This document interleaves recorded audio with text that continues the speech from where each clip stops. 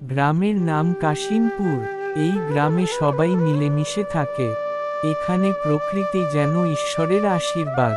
গ্রামের দক্ষিণ দিকে রয়েছে ফসলি জমি।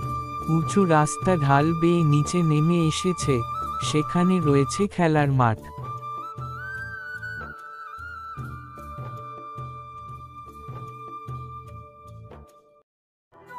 এক গ্লাস জল এনে দিতে পারবে বাবা? অনেক পিপাসা পেয়েছে। তুমি জল খাবে দাদু? বসো ওখানে। আমি এক দৌড়ে গিয়ে জল নিয়ে আসছি। এই দেখো দাদু, জল এনেছি, খেয়ে নাও। ভগবান তোমার মঙ্গল করবে বাবা।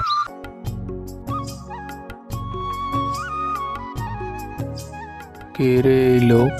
পানি যে খাওয়াইলি, চিনিস কি তাকে? তুই তো জানিস অপরিচিত কাউকে কিছু খেতে দিতে নেই। দেখেছো ঠাকুমা কি সর্বনাশ করেছে?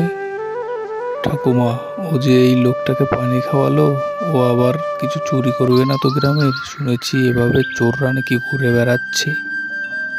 মানুষকে জল দেওয়া পাপ নয় বাবা, অতিথি হচ্ছে ভগবানের রূপ, বুঝেছ?